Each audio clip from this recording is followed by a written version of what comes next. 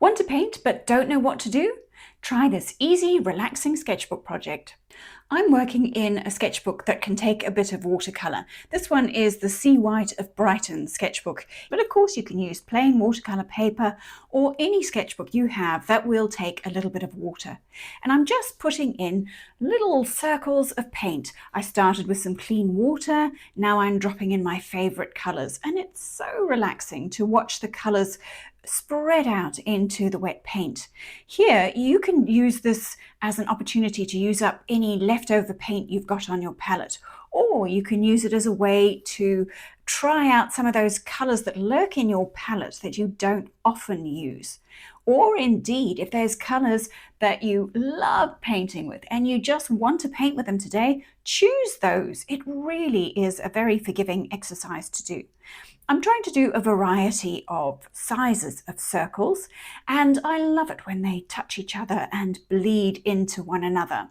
It's up to you if you want to stick to one sort of colour scheme or go multicoloured. Really, this is a way you can take one simple idea and turn it into many, many pages just by making little variations. We do need to let this stage dry completely, so it might be time to pop that kettle on. Or if you'd rather just get on with it, grab the hairdryer to make sure that this page is completely dry before we start putting any pen on it. I happen to have a set of multicoloured fountain pens. They weren't very expensive. They're one of those disposable sets. This is the Zebra brand, I think. And I happen to have colours that will coordinate with the bubbles. So I'm going to choose a colour that matches each of my little coloured bubbles that I've put down. But of course, you don't have to do this. You could use one colour to kind of unify all your doodles across the page.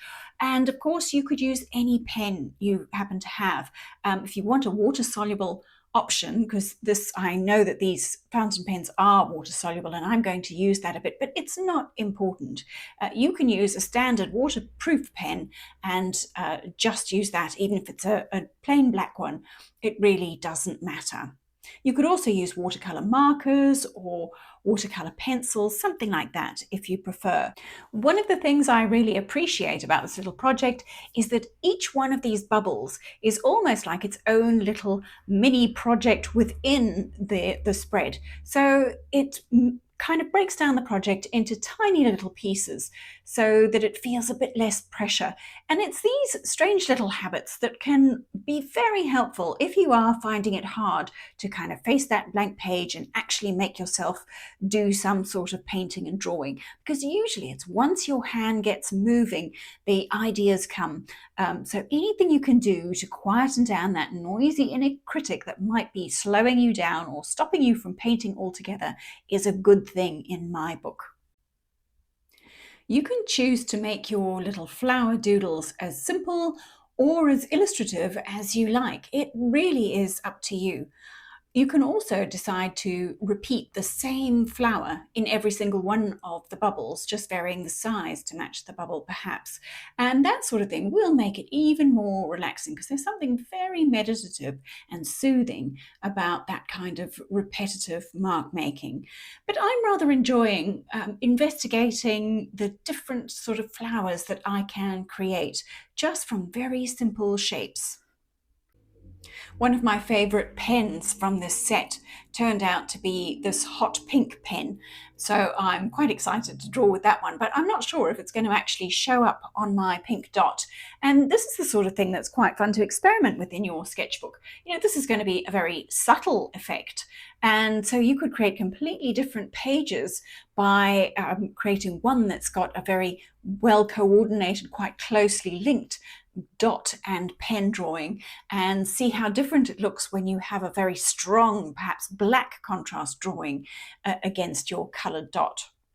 I'm sure you'll find you've got a few favourite flower doodles that you like to do. For me, these little daisies are so lovely to draw. And I think, again, it's back to that idea of that repetitive repeating that petal shape over and over again around the circle, that sort of sense of completion. There's something about that that is so satisfying. And you really can take that simple idea and make it quite different depending on the size of the circle in the center, the sort of length and width of the petals you choose, how many to pack around the center. So just tiny changes like that will give you some quite different looking flowers, even if you're just working from that simple daisy shape. Of course, another way to add a bit of variety is to choose a different perspective. Like this little flower I'm drawing now, I've chosen to draw it in a sort of profile view, so it looks a little bit more like the cone flowers that we often see. And I love adding little patterns to suggest the texture in that center of the flower, and I'm curving the lines to try and convey the idea of how generously round that is. I rather enjoyed that change in the profile, sort of the perspective that we were looking at the flower from, and it gave me an idea for another flower that I really enjoy drawing, which is a daffodil. That's that lovely sort of trumpet shape, the cup shape that we have to stand proud of the petals. And I'm going to enjoy adding these little dotty centers.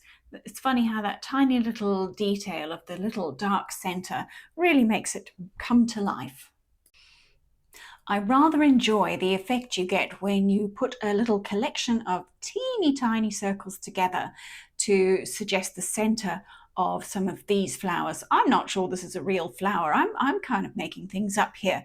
And that's part of the fun, isn't it? You can create your own flower, either out of your imagination or by having a look at an image of a flower and seeing if you can break it down into some very simple shapes that you can transform into a simple doodle. And once you do, you'll find that it is so much fun to keep repeating. So I enjoy making these circles. So I'm going to make the center of this one rather large. And it really does suggest those, those composite blooms where inside there's a whole lot of extra little parts of the painting. And I think what will suit it is some frilly petals. So let's pop a few of those on. If you prefer a more cartoony look, then you can just put a single row of petals quite evenly spaced out. But if you want it to have a little bit more of a lifelike feel, then it's a good idea to add a few petals that are overlapping one another. Creating all that texture in the center of those flowers has got me thinking about sunflowers. So I'm going to let that inspire my next little doodle. So I'm going to start with a very generous center and then use that same diagonal pattern that I created on the coneflower above to suggest the center of what's going to be my sunflower inspired doodle. The sunflower one felt like it had a bit more to it, but there's also so much room for something really simple, like this little frangipani sort of shape, where it's really just 5 little star-like petals and something in the center. I do love something so sweet and simple, just like this. It's a funny thing, but the more of these little bubbles you fill in, the more relaxed and confident you get about filling the next one. This one, I'm just making this up as I go along. I'm not really thinking too much about anything. I just had an idea in my head. What would it look like if I put these petals in this sort of profile view? What sort of flower is that? I don't know, but it was fun to draw. So I've pretty much filled up all of my little spaces. Of course, there's no rule that says you have to fill them all. You could easily leave a couple of blank bubbles if that suits your aesthetic. You're getting to design your own page, and you might well find that you feel like your page is done, you've had enough. Totally fine, leave it there. But if you are still wanting to play a little bit more, which is certainly how I feel, I'm enjoying this and I want to do a little bit more. So I think I'm going to take the opportunity to activate some of these little pen drawings with a damp paintbrush. I don't want my paintbrush to be absolutely dripping wet because then it's going to activate the layer underneath too much and I risk losing some of my lines altogether.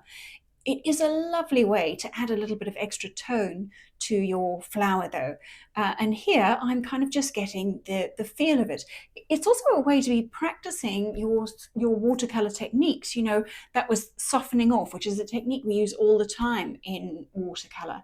I have lost a bit of that daffodil that I might have to come back and fix, but I'm going to let it dry first and carry on adding little bits of tone here and there. And again, this is, you know, I'm just playing, so this is where you can decide, do you want to fill in the whole thing? Do you want to just use a little bit of tone to make the petals look like they're sitting into the center a little bit more? Or you can even use the wet paintbrush to actually soften out or remove some of your lines completely. Being able to activate the lines with a little bit of water because you choose a water-soluble drawing tool makes this a very, very flexible project.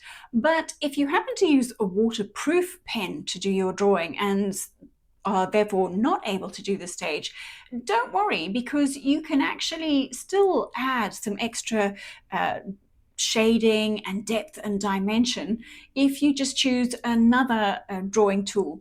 For example, some colored pencils might be quite nice to add some delicate shading to the drawing you've done. So like any sketchbook project, you can keep going until you're satisfied. I mean, sometimes sketchbook pages we could say are never finished because there's probably always something we can think of to add. A little project like this is absolutely fantastic to get your hands moving, and you'll find that that's where the ideas come from. Once you start something like this, you're probably ready to go and do some more painting. It's helped you do a little bit of drawing, it's helped you explore some of your watercolor techniques, and definitely play with those lovely watercolor paints in the beginning. So much better than traditional swatching. And by the way, if that's something that you're interested in, I've got another video that's all about another way to test out your color swatches without having to do any boring swatching charts. If you enjoyed this, you're going to love watching that one next. I'll finish off this page by using my pen to create little clusters of bubbles to connect all four planes of my spread. And you go and watch that other swatching video, and I hope you enjoy it. Happy painting!